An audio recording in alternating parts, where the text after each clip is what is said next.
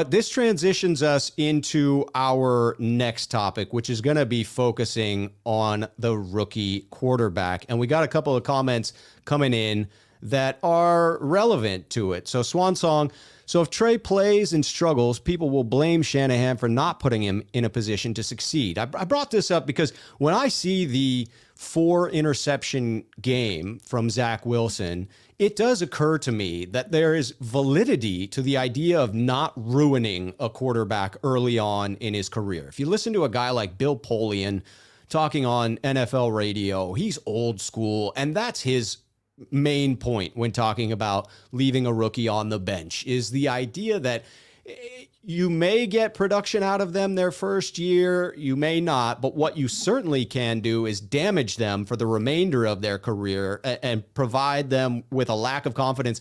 I mean, you look at these kids, a lot of them have never seen adversity when it comes on the football field in their entire lives. Even in games that they may have lost in their career, it's probably not because a defense shut down their offense. It's probably because they got outscored by the other team's offense.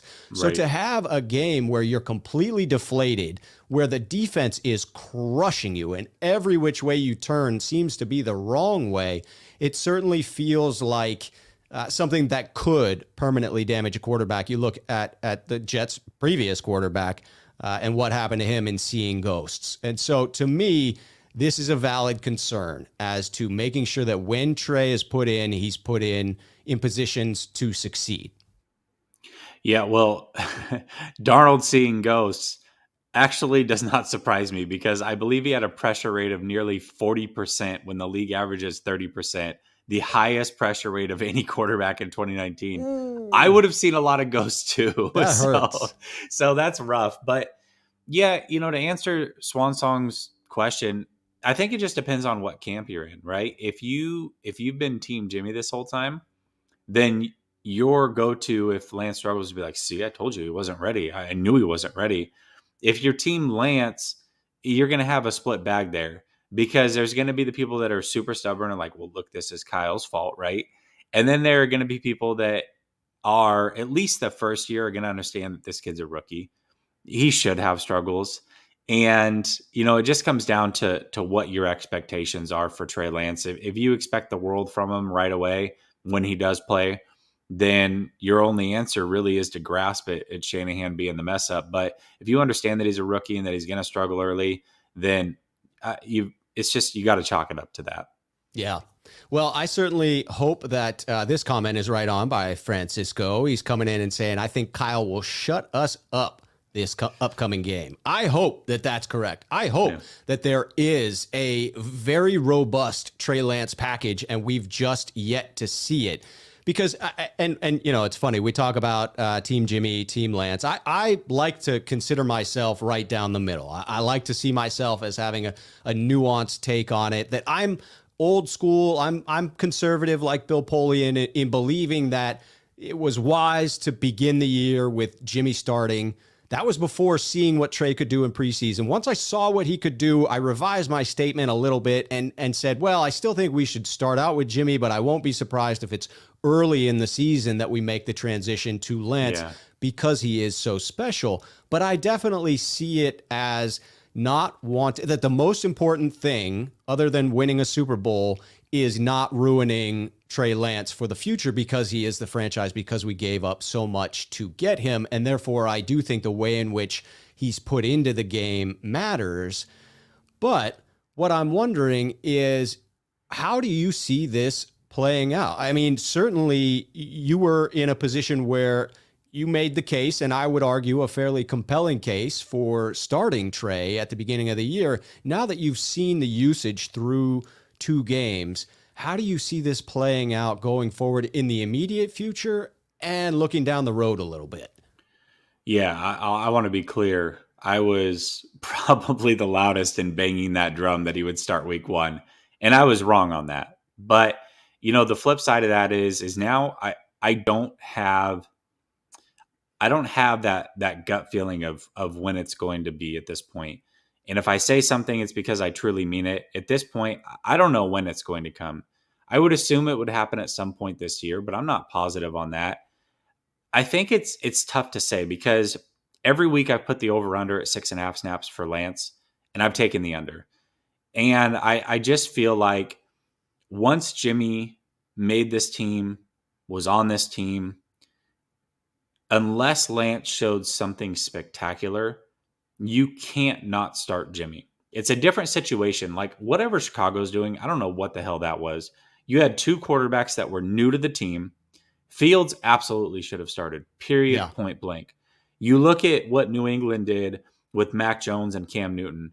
Cam had been there for a year, but he didn't have the fan base really on his side. It's not like he had won there. So getting rid of Cam Newton was so smart. They got rid of the problem before it became a problem.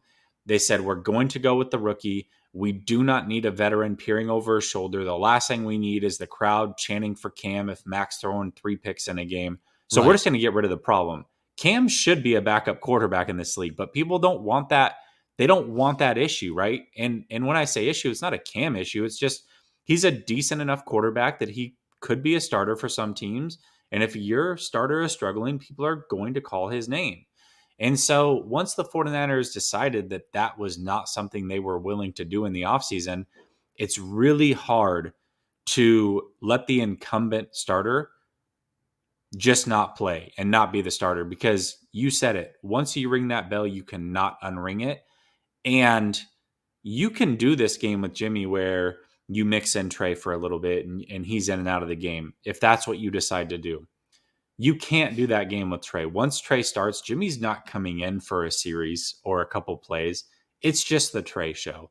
So unless they start going on a skid, unless Jimmy is struggling to where there are enough whispers in that locker room where Shanahan's like, okay, like I can do this confidently and not tear my team apart, then I can't see it happening, you know?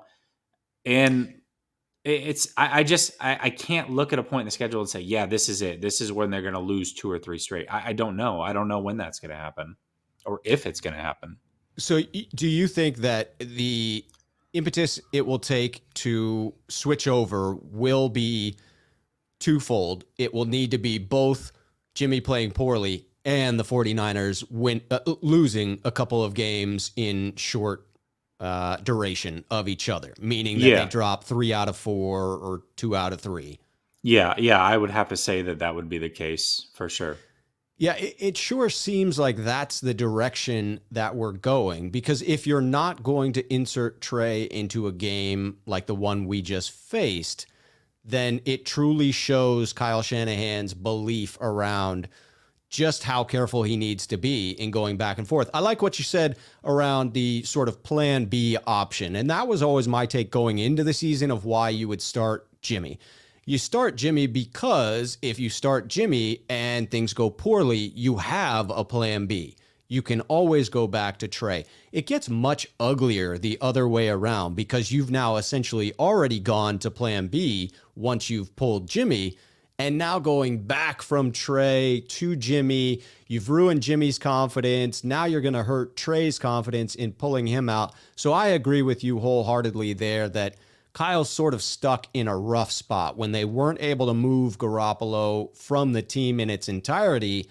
Now you're looking at a scenario where most likely he starts the remainder unless there are a series of unfortunate events or an injury pops up that allows Trey an opportunity to get behind center.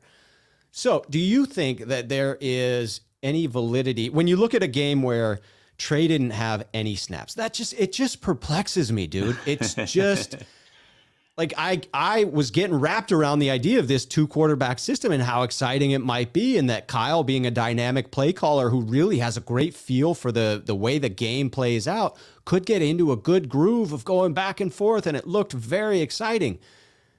To have 0 snaps there, do you think that Kyle's in a position where he truly believes that Trey isn't ready to contribute in a game like that? No, I can't believe that. You know, the fact again that Jimmy came out and said that that there were plays drawn up for Trey for that game, and that for whatever reason, just the way the game went, he didn't end up bringing him in. No, I don't believe that. I think that I think that Kyle would love this scenario where he can bring him in regularly and build him up at the same time while they're winning games. But at the same time, he's in a win now business, right? Especially when you've had 3 losing seasons in 4. And I'm not saying he's on the hot seat, but internally in his own head, he wants to be better than that. And so he's not going to do something that he doesn't think is going to win you a game. So I think that he thinks Trey can help win him games when the scenarios are the right scenarios. And last week, for whatever reason, was not the right scenario for him. Again, he's got to play a little bit to the locker room. That scenario would have been a disaster had he brought Trey in when Jimmy was struggling or the offense was struggling. And so I don't expect him to have 0 snaps this week. But again, if I'm putting the over under at 6.5, unless it's a blowout, I'm still taking the under. I can't see a lot of plays for him. It's hard to argue with. So here's a question for you. Just your opinion on what you're seeing and what you know of Kyle Shanahan. But is Kyle holding back intentionally to set up for future usage? Or, as you stated just a moment ago, is each game too important and he's simply doing what he believes to be best to win that particular game? Fans and critics be damned. Yeah, I would say it's probably the latter, especially with Trey. I don't think he's holding back purposely with Trey. I do think the vanilla offense, what they did this last week and even the week before, I know that's not the Shanahan offense. He's got a very creative offense. I didn't see a single Debo sweep, nothing like that. It was just the most vanilla thing I'd ever seen. They had done the end around, where they had, tossed it up or whatever. That was the only creative thing that I saw them do. But other than that, it was toss left, toss right, toss left, toss right, screen left, screen right. Like, it was the most vanilla thing I've seen Shanahan do in a long time. But I also feel like he really thought he could win those games without getting in his bag. And to your point, that is what he does.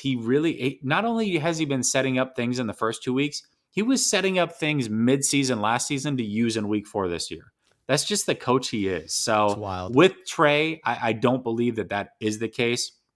I think it's just genuinely a matter of circumstances and trying to win that individual game. But when it comes to the play calling, I do think that he's holding back a little bit as a whole because he has tricks up his sleeve that he wants to show, but he needs to set them up early on before he can show them.